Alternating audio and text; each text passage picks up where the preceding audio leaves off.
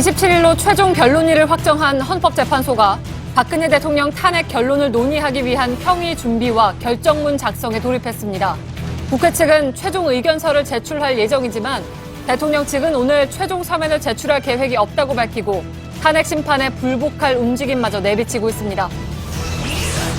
헌법재판소가 최종 변론일을 정하면서 다음 달 9일 내지 10일 또는 13일쯤 선고를 내릴 전망입니다. 박 대통령이 헌재 출석하거나 대리인이 사퇴해도 더 이상 일정을 늦추지 못하고 대통령이 하야할 경우 이외엔 다른 변수가 없다는 분석이 법조계에서 나오고 있습니다. 헌법재판소 재판관들에게 막말을 쏟아내 막장 변론 비난을 받는 김평우 변호사 등 대통령 측 대리인단에 대해서 법조계가 징계 여부 검토에 나섰습니다.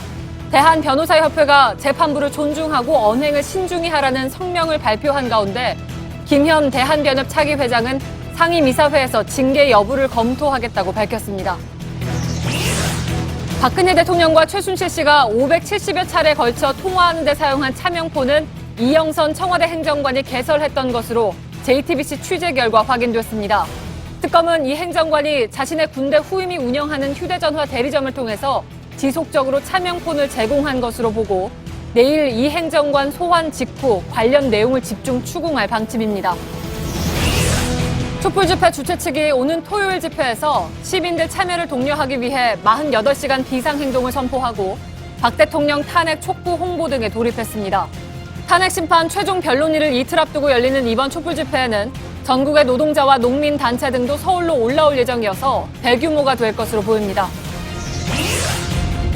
오는 6월 조선소 가동 중단을 앞두고 인구 27만 명의 중소도시 지역 경제가 크게 요동치고 있습니다. 밀착 카메라는 조선업 불황으로 대학생 취업률은 반토막 나고 수천 명이 대량 실직 사태 위기에 놓인 전북 군산시를 찾았습니다. 이재명 성남시장이 2부 뉴스룸에 출연합니다. 대선 1차 관문인 당내 경선 문턱을 넘기 위한 전략을 들어보겠습니다. 에너지를 쓰던 자동차가 수소로 에너지를 만드는 시대로 현대자동차. 시청자 여러분, JTBC 뉴스룸을 시작하겠습니다. 헌법재판소가 박근혜 대통령 탄핵 심판 최종 선고를 위한 작업에 돌입했습니다. 오는 27일을 최종 변론일로 확정하면서 결론 도출을 위한 재판관 평의 준비에 나선 겁니다. 국회 소추위원단은 오늘 주장과 입장을 정리한 최종 서면을 제출하고 최종 변론 준비에 들어갈 전망입니다. 이에 비해서 대통령 대리인단은 오늘 최종 서면을 제출하지 않는다고 밝혀서 또다시 주어진 기한을 어겼습니다. 하지만 평의 진행에는 큰 영향이 없어서 탄핵 선고는 다음 달 9일이나 10일 또는 늦어도 13일쯤에 나올 것이라는 관측이 우세합니다. 지난 2004년 고 노무현 전 대통령 탄핵 심판 당시에도 최종 변론일로부터 2주 뒤에 결론이 난 바가 있습니다. 그러나 어제 대통령 대리인단의 막말 변론에 이어서 오늘은 친박 의원들까지 공정성을 문제 삼으며 결론에 불복하려는 움직임을 보이고 있습니다. 먼저 임지수 기자가 보도해드리겠습니다. 어제 마지막 증인신문을 마친 뒤 헌법재판소가 지난 2달간 변론에서 나온 증언과 사실 조회 자료 등을 분석하는 작업에 들어간 것으로 파악됐습니다. 결정문 작성을 위한 준비 작업에 들어간 겁니다. 헌재는 다음 주 월요일 최종 변론일에 양측의 최종 서면을 토대로 남은 질의를 할 예정입니다. 국회 측은 이미 이번 주 초 최종 서면의 초안을 완성했고 오늘 중 280쪽 분량의 최종본을 제출할 예정입니다. 하지만 대통령 측은 오늘 중 최종 서면 제출 계획이 없다고 밝혔습니다. 어제까지 박 대통령 출석 여부를 확정하라는 재판부 요구를 어긴 데 이어 최종 서면 제출 기한도 지키지 않은 겁니다. 재판부 공정성을 문제 삼아온 대통령 대리인단이 헌재의 소송 지휘권을 무시한다는 지적이 나옵니다. JTBC 임지수입니다. 헌재의 최종 변론 기일은 27일입니다. 원래는 내일이었는데 대통령 대리인단이 자꾸 더 시간을 요구해서 사흘을 늦춰준 것이죠. 그런데 대통령 측에서는 대통령 출석 카드로 이 최종 변론 기일도 더 늦추려고 하는 것으로 나타났습니다. 어떻게든 탄핵 심판 결정을 늦춰서 7인 재판관 체제를 노리려는 시도인데 헌재가 받아줄 가능성은 크지 않습니다. 윤서령 기자입니다. 대통령이 헌재에 출석할 계획이냐고 묻자 대통령 측 관계자는 아직 결정되지 않았다고 답했습니다. 그러면서 다른 증인들과는 사정이 다르기 때문에 논의가 필요하다면서 27일 당일 출석은 어려울 것이라고 말했습니다. 출석하더라도 27일을 넘겨 가능하다는 뜻입니다. 대통령에 대한 예우상 신문 방법과 시간, 그리고 변호인의 도움 등에 대해서 소추위 측과 세세하게 조율할 시간이 필요하다는 것이 이유입니다. 이제 와서 출석하더라도 이를 조율할 시간을 달라는 것은 납득하기 어렵다는 지적이 많습니다. 때문에 27일을 넘겨 대통령이 헌재에 출석할 수 있다고 하는 것은 결국 어떻게든 7인 재판관 체제가 되는 3월 13일 이후로 탄핵 심판 선고를 늦추려는 의도라는 해석입니다. 하지만 재판부는 이미 대통령 출석을 위해 추가 기일을 잡는 일은 없을 것이라고 못 박았기 때문에 현실성이 떨어집니다. 이 때문에 대통령 측이 탄핵 심판 선고도 늦출 수 없고 신문 부담만 커 결국은 헌재 출석을 하지 않을 것이라는 전망이 많습니다. JTBC 윤서령입니다. 나흘 앞으로 다가온 탄핵 심판 최종 변론을 앞두고 국회 소추위원단이 작성할 최종 서면에 관심이 쏠리고 있습니다. 헌재에서 다뤄진 모든 증거 조사와 증인 신문을 종합해서 박 대통령이 탄핵돼야 하는 이유를 주장하게 됩니다. 어떤 내용이 담겨 있는지 정원석 기자가 취재했습니다. 국회 측이 최종 서면에 담게 될 대통령 탄핵 사유 중 핵심은 크게 세 가지입니다. 세월호 참사 때 성실 의무 위반과 공무상 비밀 누설, 그리고 미르 K스포츠재단과 관련한 직권 남용입니다. 박 대통령이 세월호 보고를 받고도 집무실이 아닌 관저에만 머문 것은 대통령으로서 성실히 직책을 수행하지 않아 국민의 생명권 보호를 위반했다는 주장입니다. 이에 대해 일부 재판관들은 심리 과정에서 관저가 아닌 집무실에 대통령이 있었다면 상황의 심각성을 잘 알지 않았겠느냐고 지적하기도 했습니다. 국회 소추위 측은 정호성 전 비서관 증언으로 드러난 외교문서와 연설문 등 기밀 유출과 대통령이 차명 전화를 사용한 점도 강조했습니다.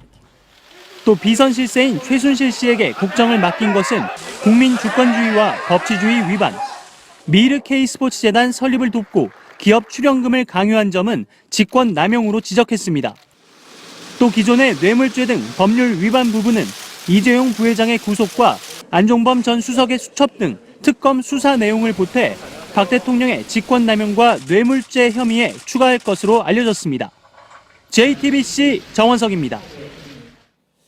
예, 이렇게 헌재가 탄핵 심판 결론 준비에 돌입한 반면에 대통령 측은 헌재가 정한 27일 최종 변론일엔 나올 수 없다는 입장까지 내비치고 있습니다.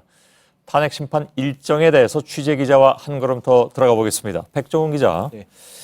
자, 이거 뭐 매일 이 얘기를 할 수밖에 없는 상황이 됐습니다. 그만큼 이제 계속 좀 지연하려는 그런 움직임은 보이니까요. 예. 남은 변수가 지금 거의 없어 보이는데 상식적으로 보자면. 예.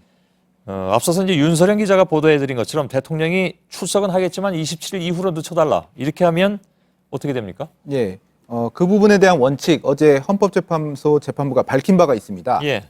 정한 날짜 27일 이 날짜에 대통령이 나와야 하고 이후에 추가 별도 기일 잡지 않겠다고 밝혔거든요. 그러니까 원칙적으로는 27일에 박 대통령이 나오지 않으면 변론은 자동 종결되고 약 2주 뒤에 선고가 이루어지게 됩니다. 예.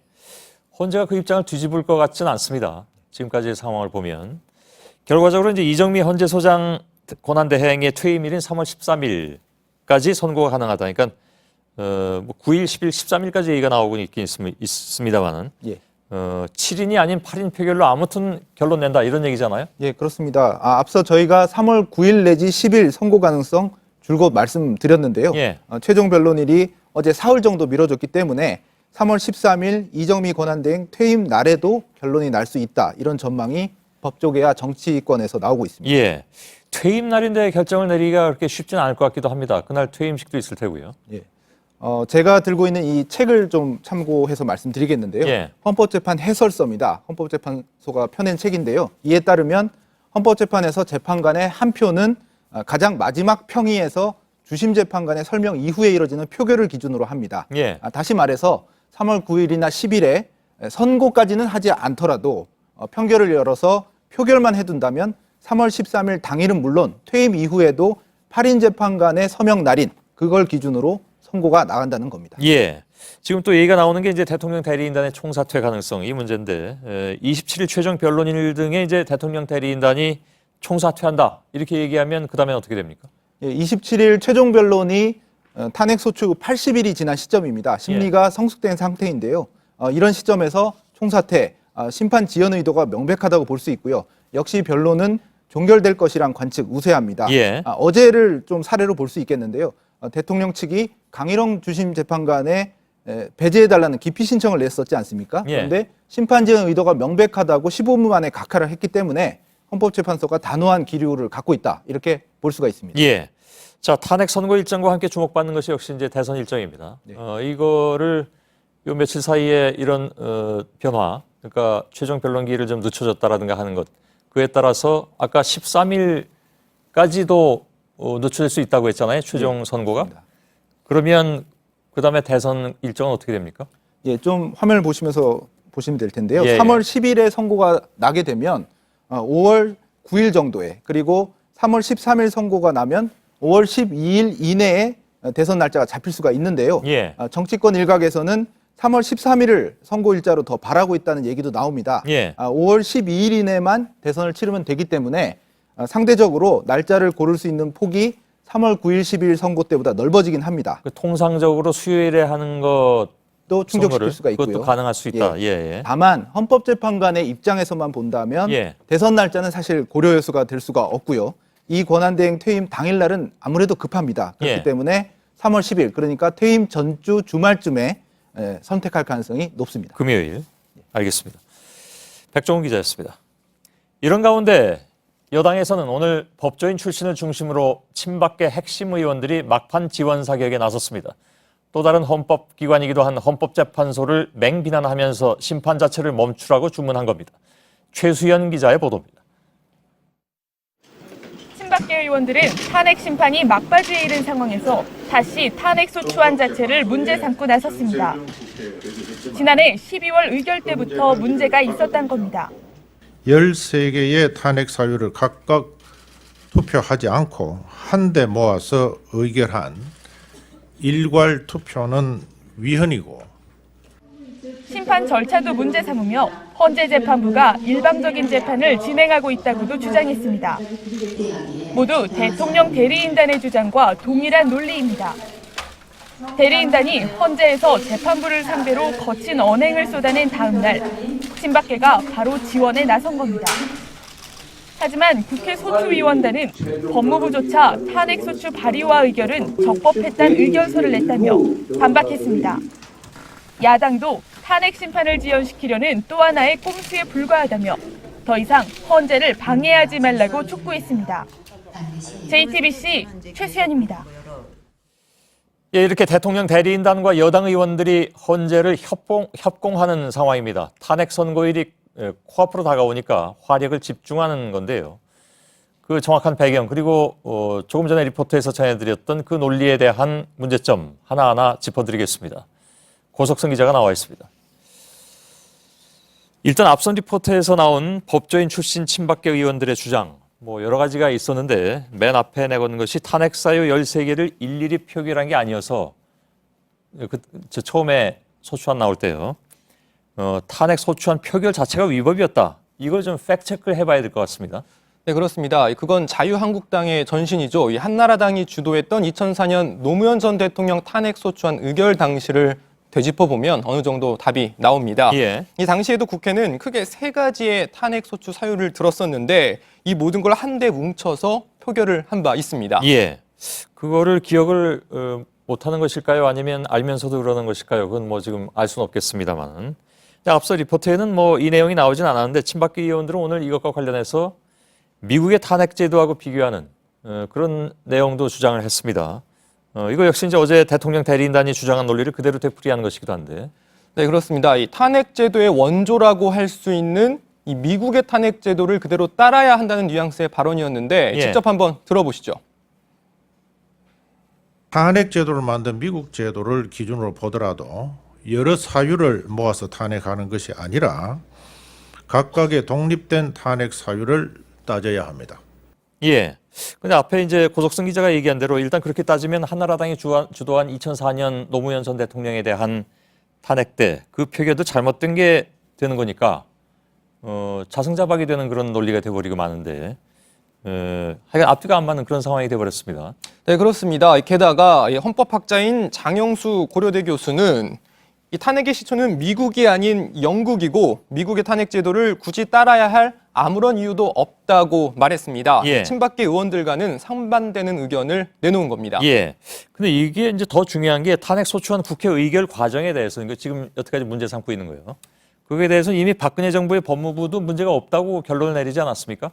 네, 저희가 이미 몇 차례 말씀드린 바와 같이 예. 이미 지난해 12월 23일 법무부는 이 국회 탄핵 소추안 의결 과정이 적법했다는 의견서를 헌재에 제출한 바 있습니다. 예. 하지만 오늘 친박계 의원들은 이런 법무부 의견서에 대해서 잘 모르고 있는 듯한 뉘앙스의 발언을 했는데요. 직접 한번 들어보시겠습니다. 예.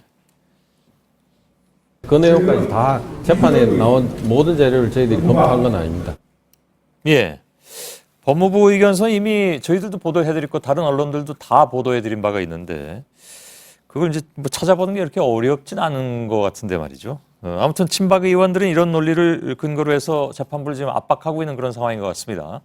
네, 그렇습니다. 이 대리인단 측의 이의 제기를 지연 전략으로 매도하지 말고 충실하게 심리해달라 이렇게 주장한 건데요. 예. 이걸 다시 바꿔서 말해보면 심판기일을 더 달라는 대통령 측의 요청을 받아들이라 이렇게 말하는 일종의 압박인 셈입니다. 예. 대통령 측 대리인단하고 지금 여당 의원들하고 하루 차이로 지금 이른바 시간차 공격을 하고 있는 상황인 것 같습니다. 왜 그럴까요? 네, 앞서 말씀드린 바대로 예. 일단 기본적으로는 이 탄핵 심판 변론기일을 하루라도 더 늘려보려는 게 아니냐. 바로 이게 이 국회 소추위원단과 야당의 판단입니다. 예. 또 이런 전략이 만약 관철되지 않고 이 탄핵 인용으로 이 만약에 결과가 나올 경우 탄핵의 전 과정을 문제 삼으면서 대통령이 억울하게 탄핵을 당했다는 주장을 이 펴기 위한 일종의 여론전을 미리 시작했다는 의견도 있습니다. 예. 고석승 기자였습니다. 대통령 측과 친박 핵심들은 이렇게 일단 탄핵 심판에 화력을 집중하고 있지만 여당에서는 박 대통령의 자진 하야설도 계속 나오고 있습니다. 청와대는 하야설을 부인하고 있는 상황인데 그러나 탄핵 가능성이 크다고 판단할 경우에 하야 카드를 택할 수 있다는 분석도 나옵니다. 송지혜 기자입니다. 자유한국당 정우택 원내대표는 오늘도 대통령의 자진 하야 검토서를 주장했습니다. 대통령이나 청와대도 당연히 우리 대한민국이 제대로 가기 위한 그것에 대해서 검토를 하시지 않겠습니까? 취재진과의 통화에선 공개할 수는 없지만 하야와 관련해 청와대와 교감이 있었다는 여운을 더 강하게 남겼습니다. 야당은 의혹을 제기하고 나섰습니다. 국회 탄핵소추위원인 이춘석 의원은 대통령 측 시나리오의 결정이 탄핵 선고 직전 하야가 될 것이란 느낌이 든다고 주장했습니다. 분위기가 탄핵 인용 쪽으로 기울 경우 박 대통령이 심판의 불공정성을 주장하며 하야하는 걸로 탄핵을 면하는 동시에 보수 결집 효과까지 노릴 것이란 관측입니다. 현실화하면 조기 대선에 큰 영향을 끼칠 카드입니다. 또 하야와 사법 처리를 묶어 제한할 것이란 전망도 나왔습니다. 자연인으로 들어갔을 때에 사법 처리를 막을 생각으로 제한하는 거라면 저는 그건 정말 특별한 소리다 생각합니다. 하지만 청와대는 오늘도 하야는 검토해 본 적이 없다고만 밝혔습니다. JTBC 송지혜입니다. 이렇게 정치권에서 피어오르는 박근혜 대통령 하야 카드 선택설은 탄핵 심판과 사정기관 수사에도 영향을 미칠 수밖에 없습니다. 일단 대통령에게 양날의 칼이 될 수 있다는 분석입니다. 탄핵 심판에서는 대통령에게 혹 유리할 수도 있겠지만 특검이나 검찰 수사에서는 되레 부메랑이 될 수도 있습니다. 김필중 기자가 전해드립니다. 박근혜 대통령의 탄핵 사유나 범죄 혐의와 관련된 사법기관은 두 군데입니다. 파면 여부를 결정한 헌법재판소와 국정농단 수사와 관련한 특검 혹은 검찰입니다. 헌법재판소의 경우 대통령이 하야를 결정하면 계산이 복잡해집니다. 일단 탄핵 심판 자체가 각하된다는 게 다수설입니다. 파면할 대상이 사라져 재판 자체가 성립이 안 되기 때문입니다. 그러나 일각에선 헌재가 파면 의견을 낼 수도 있다고 말합니다. 탄핵 심판이 막바지까지 진행되온 데다 박 대통령이 중대한 헌법 위반을 했다는 걸 기록으로 남겨야 한다는 겁니다. 대통령 하야의 경우 특검이나 검찰 수사는 쉬워집니다. 대통령의 헌법상 권리인 불소추 특권이 사라져 수사는 탄력을 받을 수 있고 재판에 넘길 수도 있습니다. 일반 국민의 신분이기 때문에 구속 수사도 가능하고 다 소환하는 데는 제한이 없어지죠. 결국 대통령의 하야카드를 내밀 경우 헌재의 탄핵 심판을 피할 가능성이 있지만 특검이나 검찰과 관련해선 구속 수사에 직면할 수 있습니다. JTBC 김필주입니다. 어제 있었던 대통령 대리인단의 이른바 막말 변론을 두고 후폭풍이 거세지고 있습니다. 많은 법조인들이 개탄하는 가운데 대한변호사협회는 성명까지 냈고 오는 27일 취임 예정인 김현 대한변협 차기 회장도 징계 여부 검토에 나서겠다고 밝혔습니다. 김준 기자입니다. 박근혜 대통령 대리인인 김평우 변호사는 어제 탄핵 심판 변론에서 1시간 반 동안 거친 말을 쏟아냈습니다. 촛불 집회와 태극기 집회가 충돌하면 서울 아스팔트 길이 피와 눈물로 덮인다거나 국회의 탄핵소추 사유를 섞어찌개라고 비하하는가 하면 강일원 주심재판관을 국회 수석 대리인이라고 칭하기도 했습니다. 어제 이정미 헌재소장 권한대행이 말이 지나치다, 언행을 조심하라고 경고한 데 이어 이번엔 법조계에서 비판 목소리가 터져나왔습니다. 대한변호사협회는 재판부를 존중해 변론에 임하고 언행을 신중히 할 것을 요구한다는 성명을 냈습니다. 또 오는 27일 취임 예정인 김현 대한변협 차기 회장도 김평우 대리인 등에 대해 징계 여부를 검토하겠다고 밝혔습니다. 이사회를 열어 징계 여부를 논의하고 필요하면 관련 조사도 할 수 있다는 겁니다. 탄핵 심판 과정에 제대로 참여하지 않다가 막판에 대리인으로 참여해 막말을 쏟아낸 김평우 변호사에 대해 막장 변론이란 지적마저 나오고 있습니다. JTBC 김준입니다. 앞서 특검은 박근혜 대통령과 최순실 씨가 차명폰을 이용해서 570여 차례에 걸쳐 통화해왔다고 밝힌 바 있습니다. 저희들은 그중에서도 저희들의 태블릿 PC 보도가 있었던 날 통화가 집중됐고 최 씨의 귀국을 종용한 것도 이 차명폰을 통해서였다고 단독 보도해드렸습니다. 그런데 특검이 이 차명폰을 추적한 결과 최 씨의 비서 노릇을 하던 이영선 행정관이 자신의 군대 후임이 운영하는 휴대전화 대리점에서 개설한 것으로 나타났습니다. 이 차명폰은 여러 개가 한꺼번에 만들어지고 일정 기간이 지나면 한꺼번에 폐기됐습니다. 특검은 해당 차명폰이 박 대통령과 최 씨의 공모관계를 입증할 핵심 단서로 보고 내일 이 행정관을 상대로 개설 경위 등을 추궁할 방침입니다. 심수미 기자의 단독 보도입니다. 박영수 특검팀은 최근 경기도 부천의 한 휴대전화 대리점을 압수수색했습니다. 박근혜 대통령과 최순실 씨가 지난해 4월부터 10월까지 570여 차례에 걸쳐 통화했던 차명폰을 개통한 곳입니다. 이 대리점의 주인 A씨는 이영선 청와대 행정관의 군대 후임으로 조사됐습니다. 특검은 이 행정관이 해당 대리점을 통해 지난해 1월 여러 대의 차명폰을 개설한 사실을 확인했습니다. 박 대통령과 최 씨가 사용할 차명폰을 이 행정관이 미리 여러 개 만들었다가 일정 기간이 지나면 한꺼번에 회수해서 없애온 것으로 의심하고 있습니다. 윤전추 행정관은 차명폰을 만드는 과정에서 자신의 가족이나 친지 등의 명의를 빌려준 것으로 나타났습니다. 특검은 이 차명폰이 이번 사건에서 박 대통령과 최 씨의 공모관계를 단적으로 보여주는 물증이라고 판단하고 있습니다. 특검은 내일 오전 10시 출석하는 이 행정관을 상대로 누구의 지시로 왜 차명폰을 개통해 제공했는지 추궁할 방침입니다. JTBC 심수희입니다. 특검은 내일 바로 이 이영선 행정관을 소환해서 차명폰 부분 등을 집중 수사하게 됩니다. 특검 사무실을 연결하겠습니다. 박민규 기자, 앞서 저희가 단독 보도해드린 것처럼 차명폰을 박 대통령과 최순실 씨에게 지속적으로 대줬다는 건데 어떤 의미입니까? 전해드린 것처럼 특검은 이 행정관의 새로운 혐의를 확인했습니다. 박 대통령과 최순실 씨가 이 차명폰을 꾸준히 그리고 조직적으로 써왔다는 것은 두 사람 사이의 공모관계를 입증하는 데 중요한 부분입니다. 여기서의 핵심 인물, 그러니까 이 두 사람 사이 관계를 풀 수 있는 열쇠가 바로 이영선 행정관으로 지목되고 있습니다. 자, 현재까지 이 행정관이 받은 혐의는 뭐가 있습니까? 네, 지금까지 알려진 혐의는 이 행정관이 김영재 씨 등 비선 의료진이 청와대에 무단으로 출입하는 걸 도왔다는 겁니다. 이들을 자신의 차에 직접 태우고 청와대로 들여보내는 등 의료법 위반을 방조한 혐의고요. 앞서 이 행정관이 정호성 전 비서관에게 보낸 이 문자 메시지 내용을 통해 관련 의혹이 불거진 바 있습니다. 주사 아줌마 들어가십니다. 또 기치료 아줌마 들어가십니다. 이런 내용이었고요. 특검은 오늘 비선진료 수사를 마무리하기 위해서는 반드시 이 행정관을 조사해야 한다고 밝혔습니다. 예, 이 행정관은 국회 청문회는 물론이고 헌법재판소에서도 나온 바가 없습니다. 그래서 헌재가 경찰에 찾아달라고 요청한 적도 있는데 특검 소환에는 제대로 응한다는 겁니까? 예, 특검도 앞서 이 행정관에 몇 차례 소환 통보를 했습니다. 하지만 이 행정관은 그동안 나오지 않았고요. 오늘 새벽 발부받은 체포영장을 가지고 이 행정관을 체포하러 갔지만 당시에도 이 행정관은 자택에 없었다고 합니다. 변호인을 통해 영장이 발부된 사실을 알고 뒤늦게 출석하겠다고 밝힌 겁니다. 예. 자, 이 행정관과 관련된 부분은 세월호 7시간과도 이렇게 연관이 되는데 이 세월호 7시간 의혹은 어디까지 수사가 됩니까? 예, 관련 의혹이 대통령 탄핵 사유로 들어가 있는 만큼 특검 수사 결과 역시 주목이 됐는데요. 청와대 압수수색도 대통령 대면 조사 없이 대통령의 세월호 참사 당일 행적을 구체적으로 밝힐 방법은 사실상 없습니다.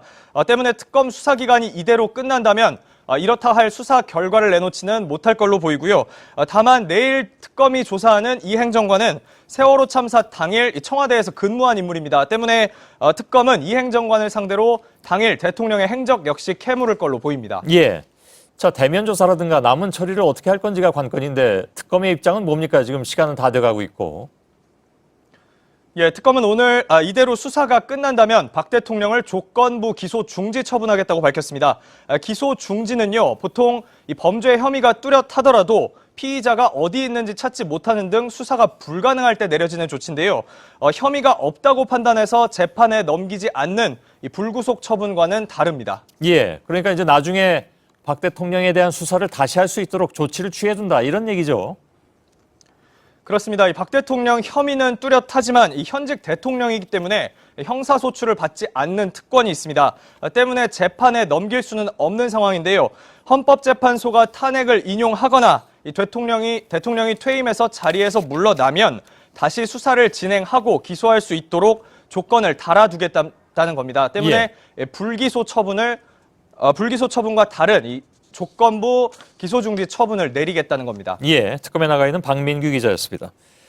특검의 수사기간을 50일 더 늘리는 특검법 개정안의 국회 본회의 상정이 결국 무산됐습니다. 특검이 계속되려면 이제 남은 건 황교안 권한대행의 연장 승인인데 정세균 국회의장이 전화까지 걸었지만 답은 없었습니다. 이윤석 기자입니다.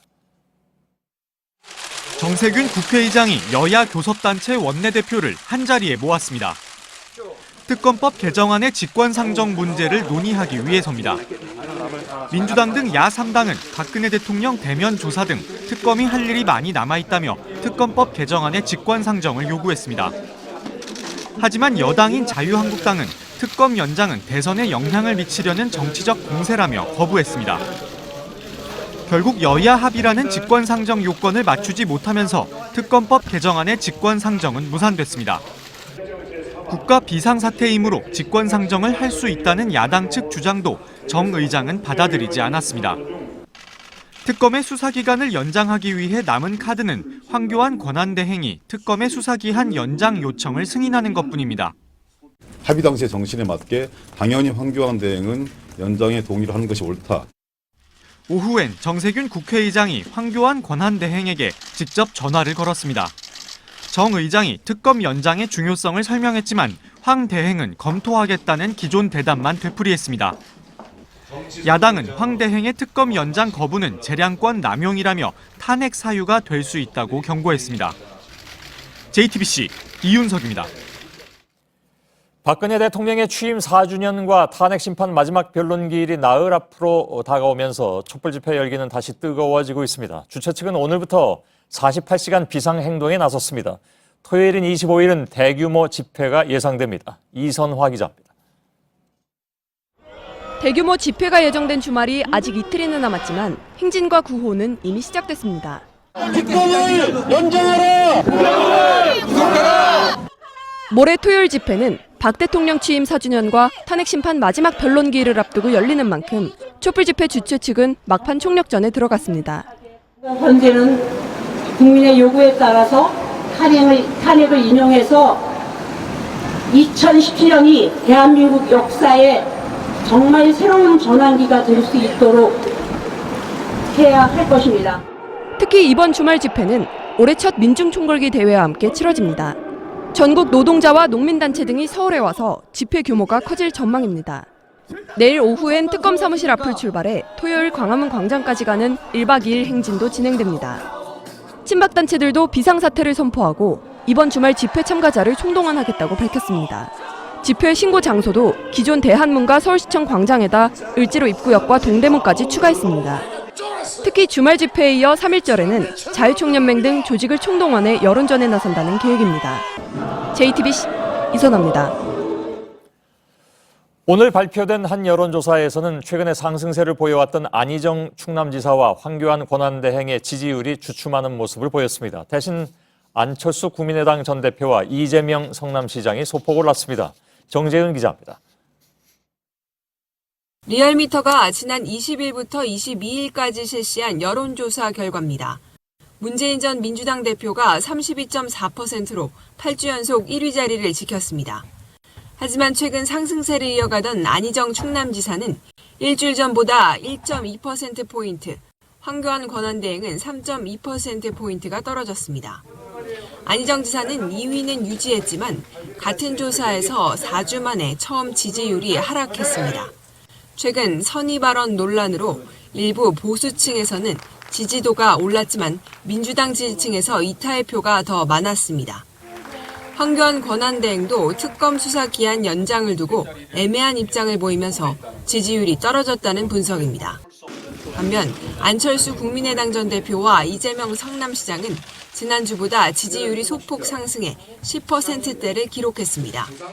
두 후보 모두 황 권한대행과의 격차가 1%포인트대로 줄어들었습니다. 문재인 전 대표가 선두를 유지하는 가운데 다른 후보들의 움직임도 계속 변하고 있어 탄핵 심판이 유력한 3월 전까지의 지지율 추이가 주목됩니다. JTBC 정재인입니다. 범여권으로부터 관심을 끌고 있는 홍준표 경남지사가 오늘은 대구를 찾았습니다. 마침 영남의 지지를 얻고 보수의 적자가 되기 위해서 뛰고 있는 유승민 의원도 대구 경북 현안 관련 행보를 보였습니다. 윤영탁 기자입니다. 홍준표 경남지사는 어제 부산에 이어 오늘은 대구에서 강연을 열었습니다.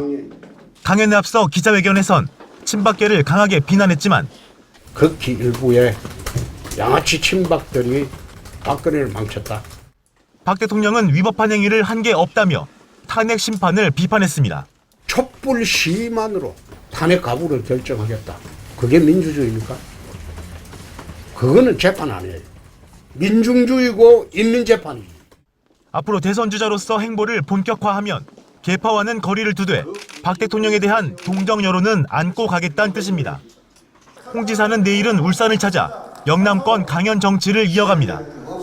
홍 지사의 이런 행보에 보수 적자를 자임해온 유승민 바른정당 의원도 영남권 표심 관리에 돌입했습니다. 유 의원은 오늘 권영진 대구시장과 만나 대구 통합 신공항 건설과 서문시장 복합 재건축 등 지역 현안을 논의했습니다. 유 의원은 박 대통령에 대한 탄핵 심판이 내려지면 본격적으로 영남권 바닥을 훑으면서 지역 민심 얻기에 나선다는 계획입니다. JTBC 윤영탁입니다. 네, 김정남 피살 사건의 용의자로 북한 외교관이 지목되면서 수사 방향은 북한의 배후를 밝히는 쪽으로 모아지고 있습니다. 말레이시아 경찰은 북한 용의자 4명을 인터폴에 수배 요청했습니다. 한편 김한솔의 DNA 샘플을 확보하기 위해서 현지 경찰이 마카오에 갔다는 보도는 부인했습니다. 현지에서 신경진 특파원입니다. 당신들이 결백하다면 두려워할 필요 없다. 말레이 경찰청장이 외교적 절차와 규칙에 따라 북한 대사관에 대한 수사를 진행하겠다고 밝혔습니다. 북한 현광성 2등 서기관 모습이 찍힌 공항 폐쇄회로 영상을 묻는 질문에는 답변을 하지 않았습니다. 수사 정보가 노출될 수 있다는 우려에서입니다. 사건 직후 평양으로 돌아간 것으로 알려진 용의자 4명에 대해선 인터폴의 수배령을 공식 요청했다고 밝혔습니다. 용의자 신병 확보전이 전방위로 진행되고 있는 겁니다. 김한솔 DNA 샘플을 구하기 위해 마카오로 말레이 경찰이 파견됐냐는 질의에 경찰은 그런 계획이 없다고 했습니다. 하지만 오늘자 성주일보와 중국보 두 신문은 동시에 관련 사실을 전하며 김정남 신원 확인이 이루어지고 있다고 보도했습니다. 베트남 용의자 도안 티 흐엉으로 보이는 여성이 지난해 베트남 오디션 프로에 출연한 영상이 공개되면서 북한 용의자들의 포섭 과정도 주목되고 있습니다. 김정남 피살 사건 수사가 장기화되는 가운데 말레이 정부가 북한과 무비자 협정 폐기 검토에 들어간 것으로 전해졌습니다. 쿠알라룸푸르에서 JTBC 신경진입니다. 네, 말레이시아 경찰은 용의자로 지목된 2명에 대한 면담을 요청했지만 북한 대사관은 묵묵부답입니다. 강제 구인 가능성도 제기됩니다. 말레이시아에서 유선희 기자입니다. 네, 제가 지금 들고 있는 건 말레이시아 현지 신문 일면입니다. 이 사람은 칼리드 아부 바카르 말레이시아 경찰청장이고요. 이 사람은 북한 대사관 2등 서기관 현광성, 그리고 그 옆에는 고려항공 직원 김우길의 사진이 걸려 있습니다. 제목은 우리에게 그들을 넘겨라, 그렇지 않으면이라고 돼 있는데요. 말레이시아 경찰청장이 이곳 북한 대사관에 날리는 경고 메시지입니다. 현지 언론은 이곳 북한 대사관에 현광성과 김우길이 은신해 있는 것으로 보고 있습니다. 보시는 것처럼 이쪽 대사관 앞에는 현지 경찰들이 배치돼 있습니다. 지금 말레이시아 경찰 당국은 김정남 피살 사건의 배후를 밝히기 위해 이 두 사람을 찾는 데 힘을 쏟고 있습니다. 지난해 9월 입국해 이곳에 거의 흔적이 남아있지 않은 현광성에 비해 고려항공 직원 김우길에 대한 목격담은 말레이시아 곳곳에서 나오고 있습니다. One woman, Korean. Yes, Korean. Korean. I see. You think she's just friend or family? I don't know. You just know. They're walking now, walking. 하지만 말레이시아 정부가 김우길이 용의자라고 밝힌 이후 고려항공은 수면 밑으로 들어갔는데요. 어제 오전만 해도 있었던 고려항공 지사 표지판이 오후에는 아예 없어졌습니다. 현지에서는 외교관인 현광성이 총기획자이고 고려항공 소속인 김우길은 달아난 4명의 도피 행로를 짠 것으로 파악하고 있습니다. 두 사람에 대한 신병 확보 여부가 이번 수사의 성패를 결정할 것으로 보입니다. 현지 경찰의 얘기를 들어보면 김우길의 경우에는 소재만 파악된다면 체포가 가능할 수 있지만 외교관 신분인 현광성의 경우에는 신병 확보가 어려울 수도 있다고 말합니다. Currently, as a diplomatic position, and even if you can verify his suspicion, it's hard to arrest them first. We can try to force expulsion, but in this case, it's only helping them to escape. 북한이 사건 연관성을 완전히 부인하면서 말레이시아와 북한 간의 다툼 양상도 보이는데요. 오후에는 말레이시아 여당 정치인들이 북한 대사관을 찾아와 항의 성명을 전달하기도 했습니다. 말레이시아 쿠알라룸푸르에서 JTBC 유선입니다. 네, 이런 가운데 북한 당국은 처음으로 공식 입장을 내놨습니다. 김정남이라는 이름은 빼고 북한 국민의 단순 쇼크사라고 밝혔습니다. 또 말레이시아와 우리 정부가 북한에 모략하고 있다고 주장했습니다. 정부는 대응할 가치가 없다고 일축했습니다. 안익은 기자입니다. 북한의 공식 대응은 김정남 피살 사건 이후 열흘 만입니다. 조선중앙통신은 말레이시아에서 공화국 공민이 비행기 탑승을 앞두고 갑자기 쇼크 상태에 빠져 사망했다고 전했습니다. 사망 원인을 쇼크사라고 했고 사망자가 김정남이란 사실도 뺐습니다. 그러면서 말레이시아 정부가 권한이 없는 부검을 강제로 했으며 한국 언론이 독살과 북한 소행설을 퍼뜨리고 있다고 비난했습니다. 한국의 정치적 혼란을 무마시키려는 의도라는 겁니다. 우리 정부는 강하게 반발했습니다. 통일부는 대응할 가치도 없는 궤변이라고 했고 외교부는 인권 차원에서 국제사회에 문제 제기할 계획입니다. 반인륜적이고 반인권적인 행위라는 그런 점에서 이건 범죄행위라는 그런 인식이 국제사회에서 크게 여론화될 것 같습니다. 북한의 강경 대응은 북한 국적자 다수가 용의자로 지목된 데 이어 북한 외교관까지 연루된 것으로 나타나자 이를 물타기 위한 시도로 해석됩니다. JTBC 안의근입니다. 부산은행과 경남은행을 계열사로 둔 BNK 금융지주의 경영진이 조직적으로 주가 조작을 한 혐의를 금융감독원이 포착했습니다. 비리 의혹으로 검찰 수사를 받고 있는 고급 주상복합 아파트 LCT 시행사 임원을 비롯한 외부 인사에게 BNK 금융 주가를 끌어올려달라며 특혜성 대출을 해준 혐의입니다. 금감원은 은행이 돈을 빌려준 대출자들을 자사 주식 매수에 동원해서 주가를 끌어올린 자상 초유의 꺾기 대출 방식의 주가 조작이라고 밝혔습니다. 이태경 기자의 단독 보도입니다. 지난해 1월 6일 유상증자 추진으로 전날 3% 이상 떨어졌던 BNK 금융 주가가 상승세로 돌아서 이틀 새 2%가량 오릅니다. 주가 상승 직후 BNK 금융은 1월 6일부터 8일까지 4일간 주가를 기준으로 유상증자 때 새로 발행하는 주식의 주가를 정하겠다고 공시했습니다. 주가가 오른 덕분에 BNK 금융은 투자자들로부터 원래보다 더 많은 자금을 끌어모을 수 있었습니다. 그런데 금감원 조사 결과 주가 상승 시점에 BNK 경영진의 부탁을 받은 외부 인사 16명이 BNK 주식을 집중적으로 매수한 것으로 밝혀졌습니다. 종잣돈은 부산은행을 통해 대출받은 300억 원이었습니다. 금감원에 따르면 이들 외부 인사는 BNK 경영진의 부탁으로 신주 발행 가격 산정 기간에 30억 원 이상 어치의 주식을 집중적으로 사들였습니다. 특히 이 중 4명은 최근 정관계 로비 의혹 등으로 검찰 수사를 받고 있는 LCT 시행사의 임원이었습니다. LCT는 BNK 금융이 유상증자를 추진하기 직전인 2015년 9월 BNK 금융과 1조 1,500억 원의 대출 약정을 맺은 상태였습니다. 금감원은 BNK 금융지주 최고 경영진의 지시에 따라 외부 인사에 대출을 해준 뒤 주식 매수를 부탁했다는 BNK 임원들의 진술을 확보했습니다. 금감원은 BNK 경영진이 불법 시세 조종을 했다는 의견과 함께 이번 사건을 부산지검에 이첩했습니다. JTBC 이태경입니다. 금요일에 회사에서 일찍 퇴근하면 소비가 늘어날까? 정부가 내놓은 내수 경기 키우기 방법 가운데 하나입니다. 물론 소득이 늘어야 소비도 늘겠지만 당장 그럴 수 없으니까 이른바 대증요법들을 동원했는데 한번 살펴보시기 바랍니다. 송우영 기자입니다. 졸업과 입학 시즌이 있는 성수기지만 화훼 농가는 좀처럼 꽃이 안 팔린다며 한숨을 쉽니다.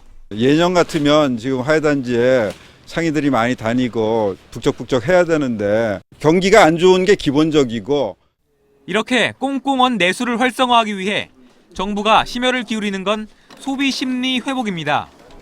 회사에서 매월 한 번, 주중에 조금 더 일하고 금요일엔 오후 4시 퇴근해 가족과 함께 소비를 더 할 수 있는 환경을 만들기로 했습니다.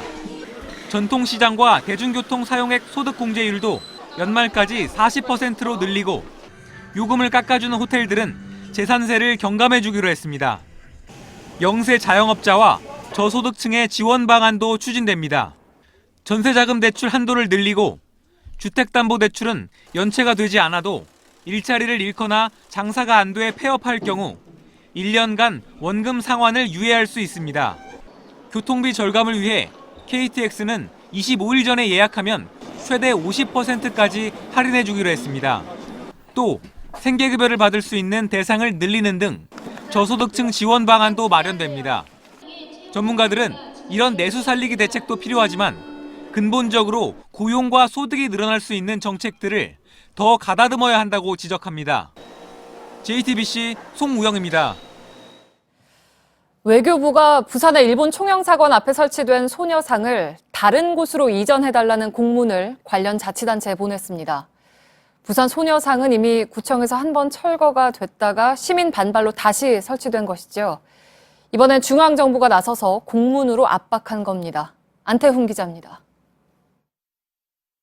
외교부가 지난 14일 부산시와 의회, 부산 동구청에 발송한 공문입니다.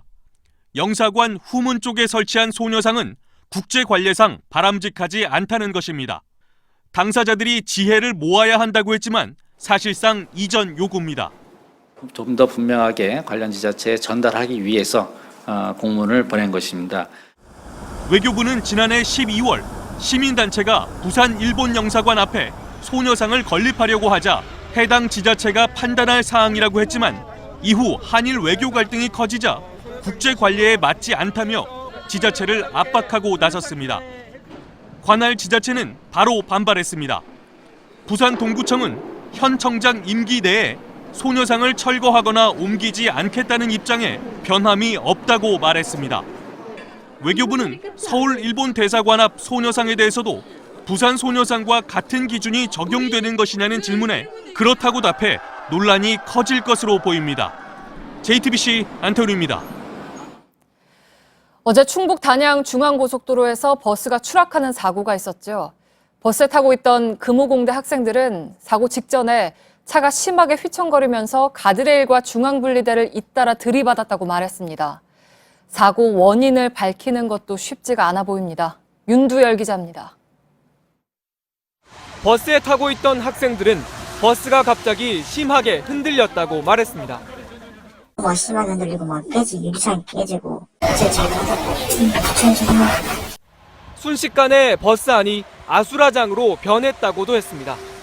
쫓아듯이 가가지고 무의식적으로 손잡이 잡았는데 갑자기 뭔가 쾅 부딪히면서 아예 튕겨나가가지고 뒤따르던 버스에 타고 있던 학생들은 깜짝 놀랍니다.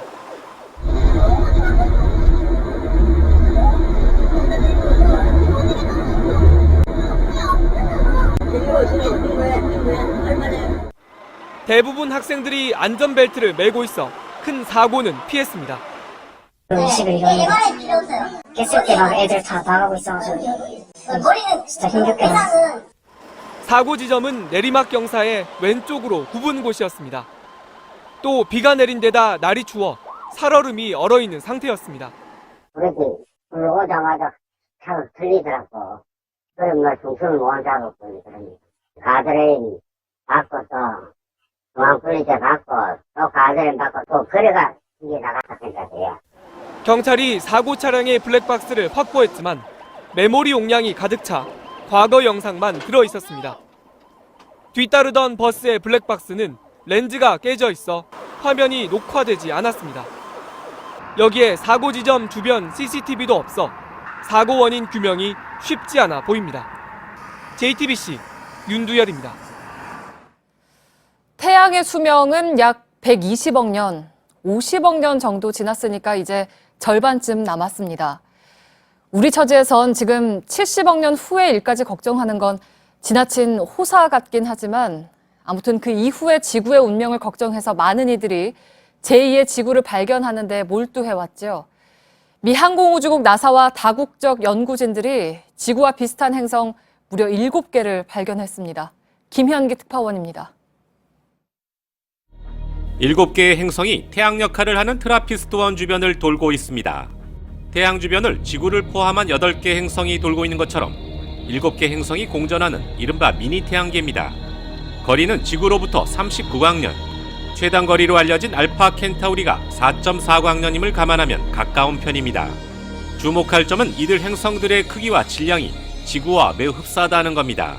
The discovery gives us a hint that finding a second Earth is not just a matter of if, but when. 행성들의 표면 온도는 섭씨 0에서 100도 안팎으로 물과 생명체의 존재 가능성을 높여주고 있습니다. And for one of them, our measurement is precise enough to strongly suggest a water-rich composition, which is very exciting because this is one of the planets in the habitable zone. 이번 행성 발견으로 지구 말고도 광대한 우주 어딘가에 생명이 존재할 것이란 추측이 나옵니다.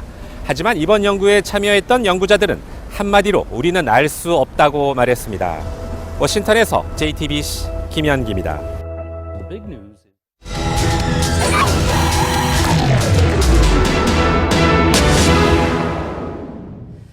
네, 70억 년 뒤가 아닌 지금의 걱정으로 다시 돌아오겠습니다. 조선화 불황으로 오는 6월부터 군산 조선소가 가동 중단을 선언했죠. 계속된 경기 침체로 일감이 줄었다는 게 이유입니다. 본격적인 가동 중단을 앞두고 이미 지역사회 경제는 빠르게 무너지고 있습니다. 밀착 카메라 김도훈 기자입니다. 열흘 전쯤 한 일간지에 실린 호소문입니다. 이 현대중공업 전북 군산조선소 가동 중단을 철회해달라는 내용이 담긴 글인데요. 제 뒤로 보이는 곳이 현대중공업 군산조선소입니다. 가동 중단을 앞둔 군산에서 어떤 일이 벌어지고 있는지 한번 확인해 보겠습니다. 군산조선소로 가는 길목에는 곳곳마다 조선소 가동 중단을 반대하는 시민들의 현수막이 걸려 있습니다. 산업단지에 입주한 조선소 협력업체는 모두 150여 곳. 하지만 수주 물량 부족으로 일감이 줄면서 이미 30곳에 가까운 업체들이 버티지 못하고 문을 닫았습니다. 일감 부족으로 얼마 전 부도를 맞은 한 현수막체 앞입니다. 이렇게 공장 앞에는 부지 매각을 알리는 현수막이 붙어 있고요. 한창 가동해야 할 기계들은 모두 이렇게 멈춰 섰습니다. 울타리 안쪽을 보시면 이렇게 폐자재들만 가득 쌓여 있습니다. 남은 업체들도 일감이 없어 직원 90%를 내보내고 다른 곳에서 일감을 구해와 어렵게 명맥을 이어가고 있습니다. 조선소 물량이 아니고 저희가 별도로 저희가 최근에 수주해가지고 작업하고 있는 물량입니다. 3달 전만 해도 450여 명 있었는데 지금 보시다시피 약 50명 정도가 작업을 하고 있습니다. 선박블록이 가득 차 있어야 할 공장 내부는 텅 비었습니다. 조선소 인근 한 대형 협력업체입니다. 이렇게 바닥을 보시면 철제 구조물들이 수도 없이 늘어져 있는데요. 평소대로라면 이 구조물 위에 선박 구조물을 올려놓고 건물 사치 높이만큼 작업을 해야 하는데 일감이 없다 보니까 이렇게 텅 비어 있습니다. 군산시 전체 근로자 26,000명 중 조선업 관련 종사자는 6,300여 명으로 전체 4분의 1에 이릅니다. 이대로 조선소 가동이 중단되면 하반기부터는 수천 명의 대량 실직 사태로 이어져 도시 경제 기반이 흔들리게 됩니다. 1,300여 명이 지금 근로자가 실직 상태인데요. 가동 중단이 되면은 5천여 명의 근로자들이 실직 상태에 놓여지고 2만여 명의 근로자 가족들이 생계 위협을 받게 되는 상황에 처하게 됩니다. 지역사회 경제는 이미 조금씩 무너지기 시작했습니다. 점심시간 화물차 기사들과 근로자들로 분주해야 할 조선소 주변 식당 거리는 한산합니다. 일감이 없어진 근로자들은 대낮부터 소주잔을 기울입니다. 지금 많이 해봐야 한 열흘 구분 못하는 거예요. 그리고 나머지는 다 노는 거. 아이고 생계가 달렸는데 속이 안 타냐고 다 그래요 지금. 새 집 건너 한 집은 불이 꺼져 있고 곳곳엔 가게 임대 문구가 붙었습니다. 미납요금이 48만 2천. 얼마 전 문을 닫은 식당은 넉 달째 전기요금을 내지 못해 결국 전기 공급이 끊겼습니다. 방이 없어 몇 개월을 기다려야 했던 원룸촌도 절반 이상은 빈방입니다. 얼마 전까지 다 살고 나갔던 사람들인데 빈방이 이렇게 잔뜩 회사에서 잘리고 하면 그냥 바로 그냥 싹 정리하고 간다고 하고. 원룸촌 한켠에는 근로자들이 남기고 간 작업복과 안전모 등이 그대로 쌓여 있습니다. 조선업 불황으로 지역 대학생 취업에도 비상이 걸렸습니다. 대부분 막 대기업으로 많이 들어가고 그랬는데 점점점 수가 줄어들긴 했었는데 그래도 이렇게까지 힘들진 않았죠. 올해는 제가 볼 때는 한 20-30% 정도도 제대로 안 되는 것 같아요. 주민 13,000여 명이 대규모 집회를 갖고 정부와 정치권에 대한 현실적인 대책 마련을 촉구했지만 석 달이 남은 지금까지도 사태 해결에 적극적인 움직임은 없다는 지적이 나옵니다. 남아있는 선박들이 건조를 마치고 떠나는 날 조선소 일감도 사라집니다. 조선업의 추락이 남 얘기 같지 않은 건 저 배 한 척에 지역사회의 생계가 달려있다는 걸 우리는 알고 있기 때문입니다. 밀착카메라 김도훈입니다.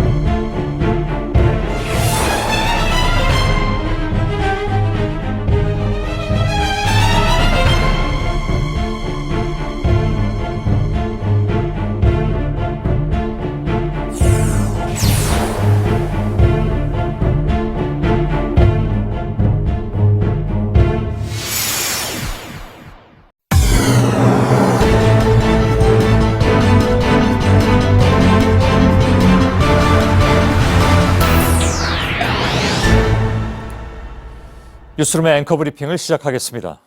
17세기 영국에서 스튜어트 왕조를 열었던 제임스 1세는 스코틀랜드와 잉글랜드의 첫 통합 군주였습니다. 그만큼 왕권의 위세는 대단했습니다. 어느 날 템즈 강변을 산책하다가 왕실 법원까지 가게 된 왕은 재미있는 생각을 하게 됩니다. 대법관에게 가발과 법복을 빌려서 재판을 해보고 싶었던 겁니다. 하긴 왕실 법원의 주인은 국왕이었으니까 그런 생각을 해봄직할 만도 했겠죠. 그러나 대법관은 절대 군주 앞에서 단호하게 고개를 저었습니다. 왕이라도 법관은 될 수 없으며 자연적 이성만으로는 법률을 제대로 이해하거나 파악할 수 없다. 민주공화정은 존재하지도 않았던 중세시대에 그는 이미 삼권 분립을 얘기하고 있었던 셈입니다. 법관의 권위, 그것은 독립되고 존중돼야 하며 누구도 함부로 침범할 수 없다는 오래된 세상의 규칙이기도 합니다. 400년이 지난 민주공화국의 헌법재판소에서 벌어지고 있는 일. 대통령의 변호인들은 난데없이 태극기를 흔들어댔다가 구겨넣기도 했고 지병을 이유로 식사 시간을 요구하기도 했습니다.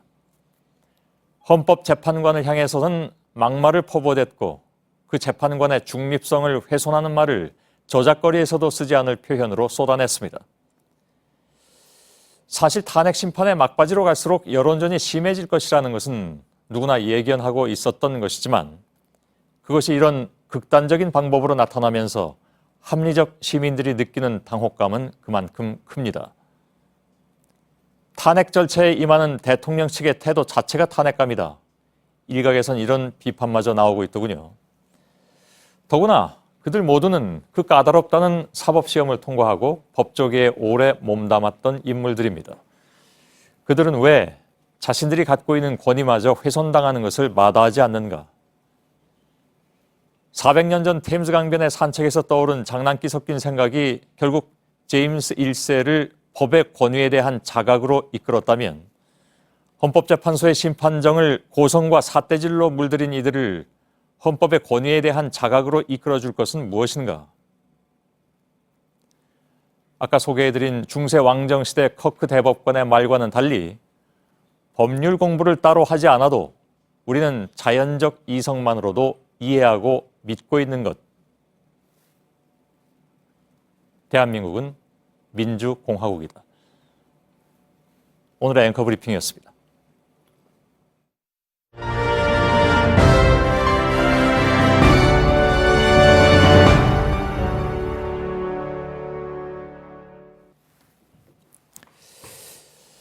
헌재가 탄핵 심판 결정 준비에 돌입한 반면에 대통령 측은 헌재가 정한 27일 최종 변론일엔 나올 수 없고 더 시간을 달라는 입장을 내비치고 있습니다.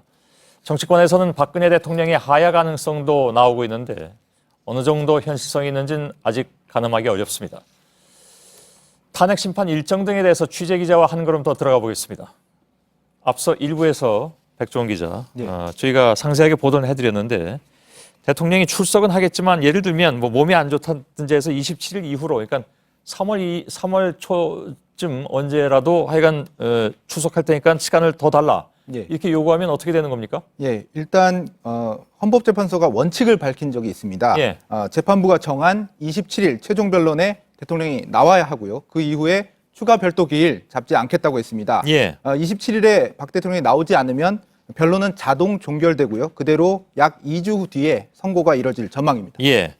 사실 지금 그 최종 변론 기일을 3일씩 늦춰준 것도 대리인단 측의 요구를 일정 부분 수용하는 것인데 여기서 더 헌재가 더 양보할 것은 현실적으로 또한 상식적으로도 없어 보이기도 합니다. 그렇다면 지금 백종원 기자가 얘기하는 것이 맞는 얘기로 누구나 해석을 할 것 같은데요. 결과적으로 이정미 헌재소장 권한대행의 퇴임일인 3월 13일까지 선고는 가능하다. 앞으로 어떤 일이 있더라도 그렇게 이해하면 되겠습니까? 그렇습니다. 헌법재판소의 결정 구조를 보면 그것을 알 수가 있는데요. 헌법재판에서 재판관의 한 표는 가장 마지막 평의에서 이루어지는 재판관 사이의 의견 교환 그리고 표결을 기준으로 합니다. 다시 말해서 3월 9일이나 10일에 선고까지는 안 하더라도 평결을 열어서 표결만 해둔다면 3월 13일 이정미 재판관 퇴임 당일은 물론 퇴임 후에도 8명의 재판관 이름이 남아서 선고가 날 수 있다는 겁니다.